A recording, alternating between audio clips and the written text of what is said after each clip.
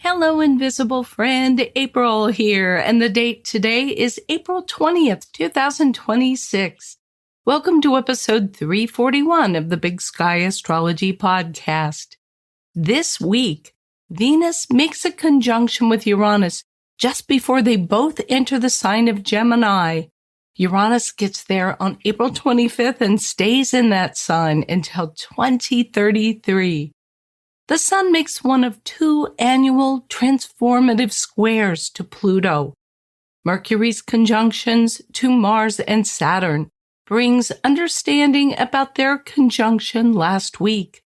Mercury aspects Jupiter, and Venus makes a sextile to Neptune that has romantic promise, as long as we keep the rose-colored glasses off.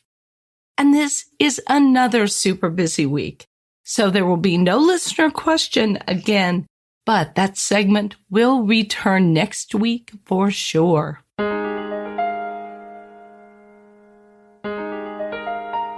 On Monday, April 20th at 4:22 a.m. Pacific Time, Mercury makes a conjunction with Saturn at 7 degrees 55 minutes Aries, followed at 2:45 p.m. by a conjunction to Mars at 8:36 Aries. This is Mercury acting as a messenger, carrying something forward. Mars made its conjunction with Saturn last week, where it set into motion events, defined limits, or forcing a moment of discipline, frustration, and resolve. And now Mercury comes along and conveys the message. Whatever was initiated or crystallized last week now needs to be named, explained, or acted upon consciously. This is all happening in Aries, the sign of initiative and impulsiveness. So there's a pretty strong feeling of, I have to say this, or I have to do something about this now. Nothing in Aries, least of all Mars, is going to sit around waiting for perfect timing. It speaks first and figures out the consequences later.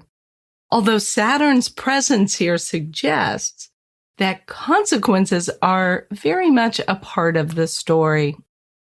The Sabian symbol for Mercury's conjunction with Saturn is 8 Aries, a large hat with streamers flying, facing east. This is a wonderful image. The hat kind of talks about authority or identity or a role that we're stepping into, something visible, something that marks us. The streamers flying talk about movement, momentum, maybe even a little bit of drama. And facing east, the sunrise point in the chart, tells us that this is about new beginnings. This symbol suggests taking on responsibility in public. It's not just thinking serious thoughts. It is wearing them, announcing them, allowing them to be seen. With Mercury and Saturn together, this could be a moment of thinking in a really sober way, using careful speech, or making a decision that carries important weight. Words that are spoken now may not be flashy, but they are meant to last. Later in the day, Mercury moves on to Mars and the tone shifts. The Sabian symbol for this conjunction is 9 Aries, a crystal gazer. Now we're no longer just saying, this is where I'm at and this is what's happening. Instead, we're trying to see ahead. The crystal gazer peers into the future and looks for patterns and meanings that aren't immediately visible. When Mercury and Mars come together, there's a sense of urgency. Our thoughts move really quickly, conversations can get heated, and we'll often want to act on any ideas immediately. But the image of the crystal gazer says that this isn't impulsive action just for its own sake.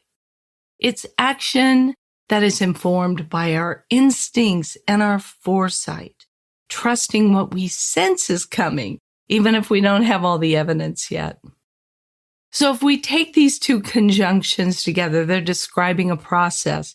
First, own the responsibility, name the truth, accept the role that you are being asked to play. And then look ahead and act.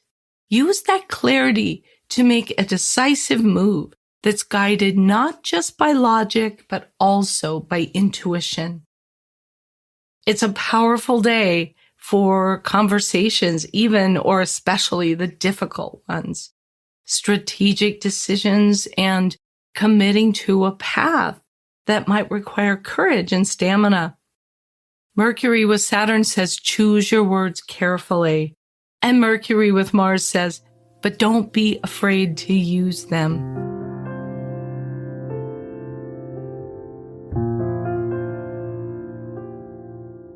On Thursday, April 23rd, at 6:58 p.m. Pacific Time, Venus wraps up her journey in Taurus with a conjunction to Uranus at the very end of the sign. Now, Venus in Taurus and Uranus are not natural allies. Uranus thrives on disruption and surprise, but Taurus prefers stability and doesn't really love change. So this conjunction can feel jarring, and this comes especially in Venus matters of love, money, and pleasure. But there is a useful side to this planetary pairing. Venus is very comfortable in Taurus. It's a sign that she rules. And sometimes when we get too comfortable, we can get a little bit complacent. Uranus will provide the jolt that can get us unstuck and shake loose what has grown maybe a little too rigid and nudging us towards something new. Just a little over 2 hours later, at 9:03 p.m. Pacific Time, Venus enters Gemini. This is a lighter and more conversational sign for Venus, and connection will often come through words and ideas and shared interests. Venus enters Gemini just a couple of days before Uranus follows her into that sign, and it's helpful to think of Venus as the gracious hostess setting the tone. She makes the sign of Gemini feel charming and inviting and smooths the way before Uranus arrives with much more fanfare. And Venus in Gemini won't mind that excitement. In fact, she'll probably enjoy it.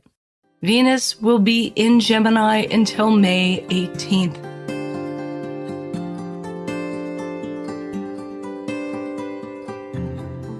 And now it's time for the moon report. And as always, we begin with the week's major lunation. This week, that's the Leo first quarter moon on Thursday, April 23rd at 7:32 p.m. Pacific Time at 3 degrees 56 minutes of Leo and Taurus. The first quarter moon is the phase of action, and specifically, it's action related to whatever we set in motion at the Aries new moon back on April 17th. This is not action that's based on having all the information. It's more instinctive, sometimes urgent, and driven by the tension of that square between the sun and moon. In this case, the moon in Leo is square the sun in Taurus. And both Leo and Taurus are fixed signs, which means they're determined, they are persistent, and once they've committed to a direction, they are not going to get swayed from it very easily. The friction between them comes from their very different styles. Taurus likes steadiness, simplicity, tangible results. And Leo thrives on expression and confidence, a certain dramatic flair. Taurus can get impatient with Leo's big energy, and Leo can feel a little bit stifled by Taurus's caution. Still, this first quarter moon belongs to the Aries new moon cycle, and that gives Leo a little bit of an edge here. This is a moment when confidence matters, It's about being willing to stand up and take a risk and sell your story, even if you don't know yet exactly how it will all turn out. This first quarter moon is made a little more complex by Pluto at 5 degrees Aquarius, because that is square the Taurus sun and it's opposed the moon in Leo, and that adds an element of considerable pressure. If we make an effort to move forward, we're likely to meet some strong resistance, either from other people, from systems, or from circumstances that feel beyond our control. Power dynamics are part of the picture with Pluto, and it may become clear where you need to adjust your approach or dig in your heels. The moon's Sabian symbol is for Leo, a man formally dressed and a deer with its horns folded. This is not a man who's free to be his natural, comfortable self. He is all dressed up. And the deer's horns could be folded because of an injury, but more often this happens during the natural shedding process. So there's an image here of temporarily laying down our strength, not in defeat, but as a preparation for renewal. Meanwhile, the sun's on 4 Taurus, the rainbow's pot of gold. And this symbol promises Taurus-style rewards, security, value, and prosperity, waiting at the end of a challenging stretch. Together, these symbols say that even if our confidence feels momentarily restrained and our attempts at progress meet resistance, something worthwhile is beginning to take shape. This is the first quarter moon in a lunar phase family cycle that began with the new moon on July 24th, 2025 at 2 degrees 8 minutes Leo. And this cycle is in the process of unfolding over a 3-year period. Whatever creative projects, romances, or other Leo ambitions that you envisioned at the time of that new moon are now ready to be acted upon. You don't have to know exactly what those intentions will ultimately look like. It's just important to get them moving. 9 months from now, there's a full moon on January 22nd, 2027 at 2 degrees 14 minutes Leo. And that's where you really begin to see the fruits of your labors, the fruits of whatever seed you planted at this new moon. And they probably have something to do about expressing yourself fully in the world, possibly through some creative projects or efforts. 9 months after that, there's a last quarter moon on October 22nd, 2027 at 29 degrees 5 minutes Cancer. So, of course, it is not in Leo, but it is definitely close enough to be part of this family cycle.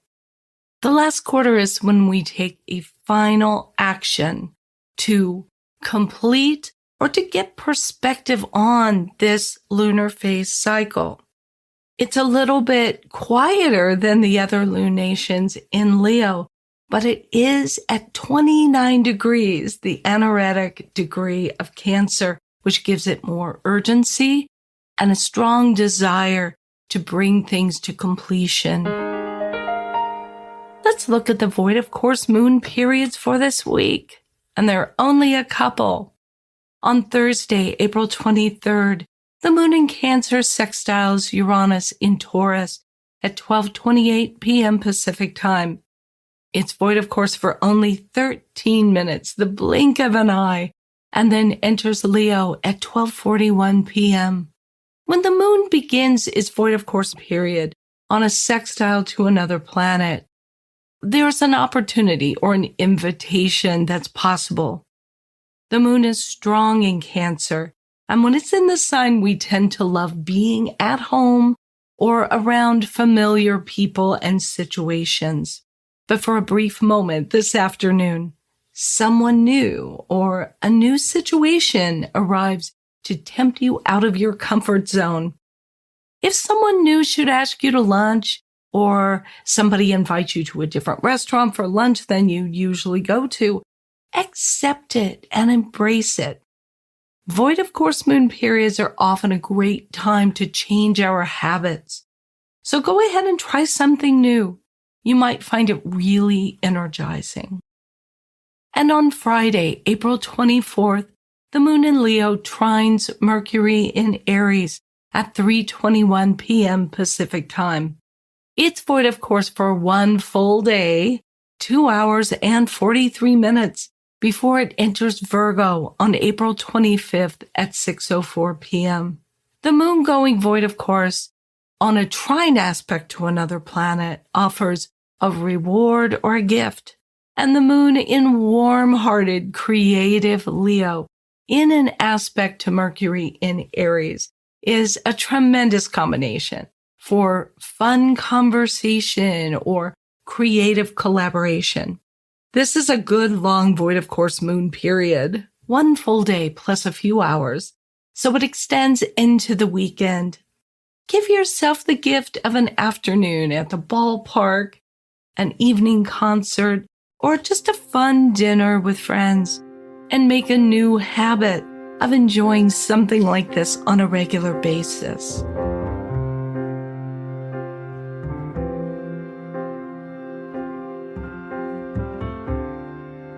The Sun squares Pluto on Saturday, April 25th at 9:33 a.m. Pacific time at 5 degrees 28 minutes Taurus and Aquarius.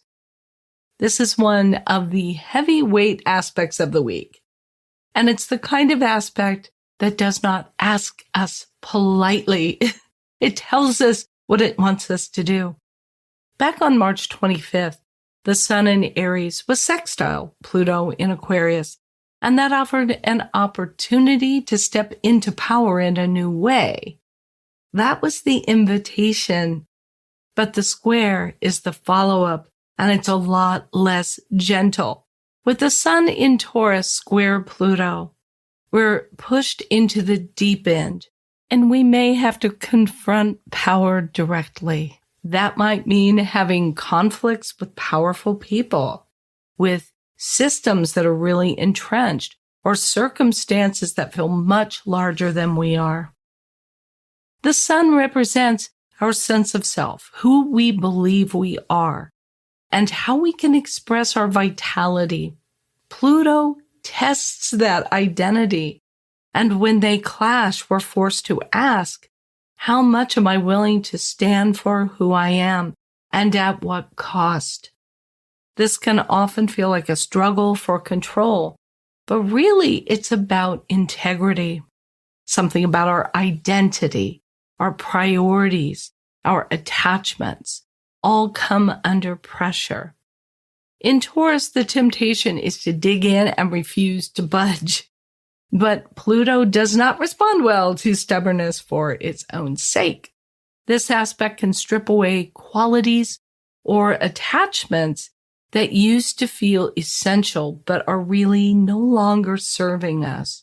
What remains is stronger and more authentic. If you're willing to release the need to dominate or the fear of being dominated, this is a square that ultimately can leave you standing more firmly in your power and on ground that you have consciously built.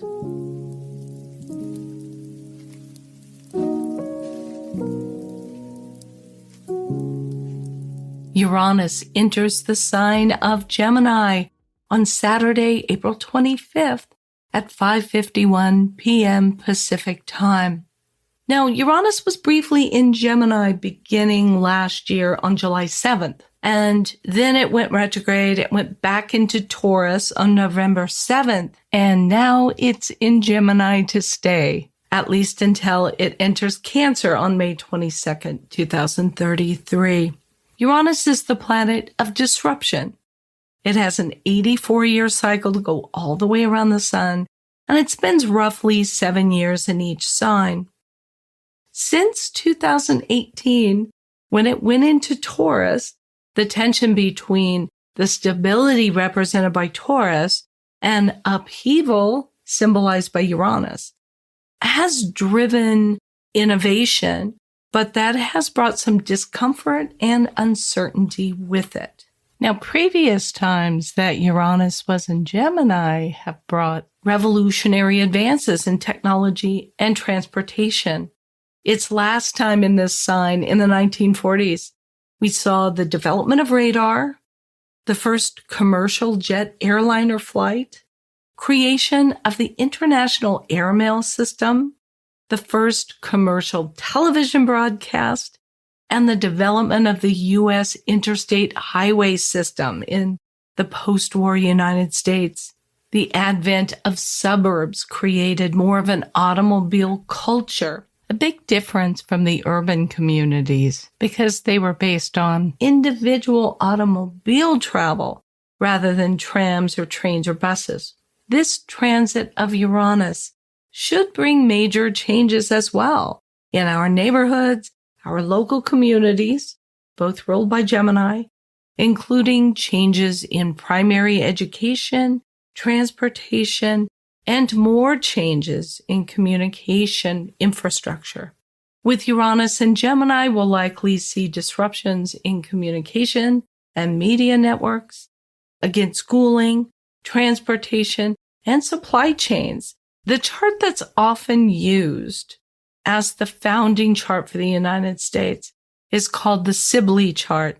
It's calculated for July 4th, 1776 at 5:10 p.m. local time in Philadelphia, Pennsylvania. And that chart had Uranus at early degrees of Gemini and Mars in Gemini in the 7th house, a house of relationship, including conflict. The period when Uranus was in Gemini between 1774 and 1782 included the Revolutionary War and subsequent transits every 84 years of Uranus and Gemini have also overlapped with the United States' involvement in major wars. The American Civil War during the 1858 through 1866 transit, and the U.S. involvement in World War II when Uranus was in Gemini between 1941 and 1948. And of course, right now, this is reflected in the war with Iran. The repeated cycle of war that we've seen with Uranus and Gemini is specific to the U.S. chart. Its house placement and aspects to planets in your birth chart indicate where disruption is possible for you personally, but also that lovely Uranian quality of inspiration and innovation. And that's especially true if we're willing to open our minds to new ideas and new ways of doing things. Uranus will be in Gemini until May 22nd, 2033. I know it sounds like a really long time, but it'll be here before we know it.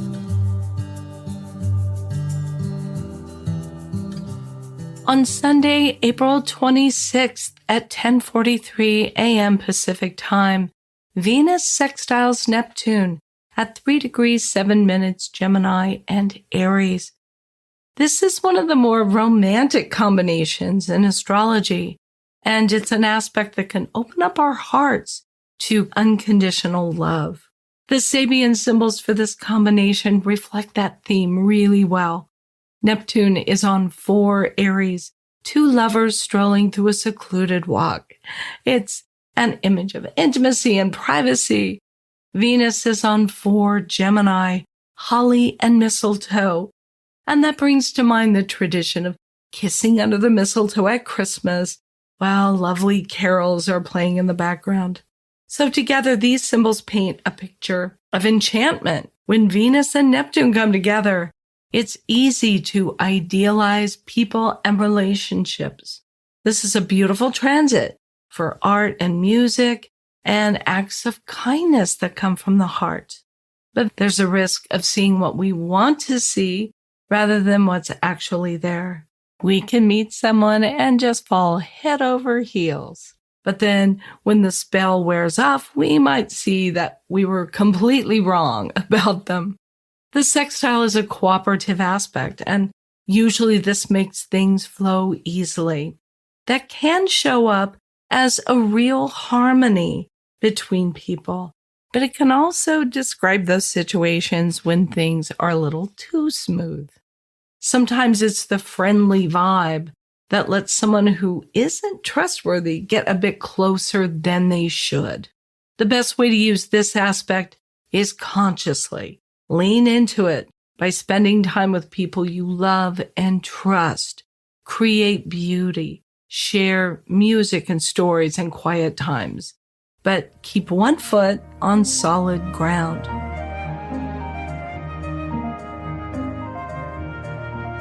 And finally, on Sunday, April 26th at 11:33 a.m. Pacific Time, Mercury squares Jupiter at 18 degrees 20 minutes Aries and Cancer. This follows a pair of trines between Mercury and Jupiter back in March, which made it easier to feel optimistic and inspired and confident in our ideas, maybe even a little too confident. The challenge with Mercury-Jupiter trines is that they can encourage selective hearing, where we only hear what we want to hear and we believe what we want to believe, and just gloss over inconvenient details. But the square doesn't let us float along so easily. It introduces friction, and that friction can bring clarity. The Sabian symbols illustrate this tension really well. Mercury is on 19 Aries, the magic carpet that symbolizes the urge to lift off, to transcend limitations, and to imagine ourselves flying towards something bigger and more exciting. Jupiter, meanwhile, is on 19 Cancer, a priest performing a marriage ceremony. And that speaks to vows, responsibility, and the seriousness of long-term commitment. The question of this square is simple. Are we ready to commit to whatever we're talking about? It's one thing to get swept up by a thrilling idea, but it's another to make a promise that you have to see through.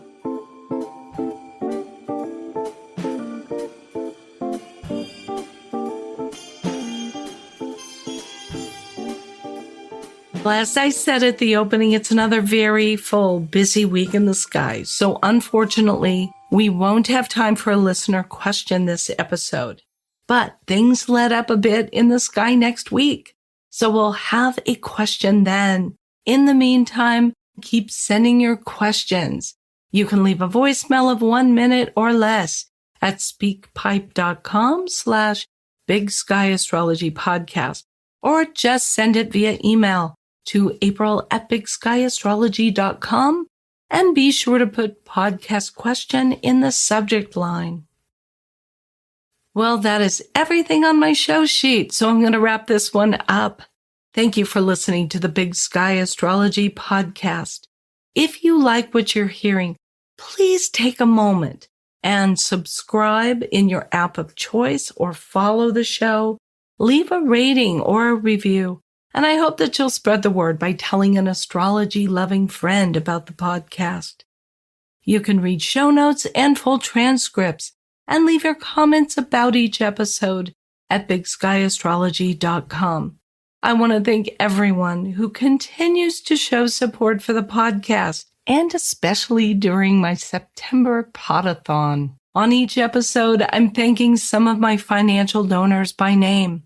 This week, let's give a Big Sky Astrology podcast shout out to Heather Hull and Elizabeth Boone.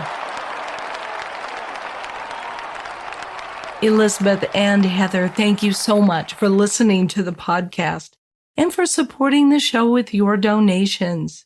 If you'd like to support the show and receive access to my bonus video episodes for donors only, please go to bigskyastropod.com and make a contribution of $10 or more to get access to those videos. You can make a one-time donation in any amount or become an ongoing monthly contributor. That's it for this episode. Join me again bright and early next Monday. And until then, keep your feet on the ground and your eyes on the stars.